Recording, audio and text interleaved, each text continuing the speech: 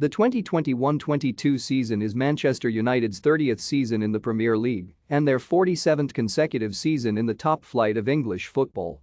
The club will participate in the Premier League, the EFL Cup, the UEFA Champions League, and the FA Cup. This is the club's first season since 2013-14 without Chevrolet as the main shirt sponsor. They were replaced by software company TeamViewer. Due to the COVID-19 pandemic, Manchester United will not go on an overseas tour in the 2021-22 pre-season. Instead, they will play matches in England, beginning with an away match against Championship side Derby County, managed by United's record goalscorer, Wayne Rooney, on 18 July 2021. Tahith Chong, who was playing despite having agreed to join Birmingham City on loan for the season, scored the first goal in the 18th minute.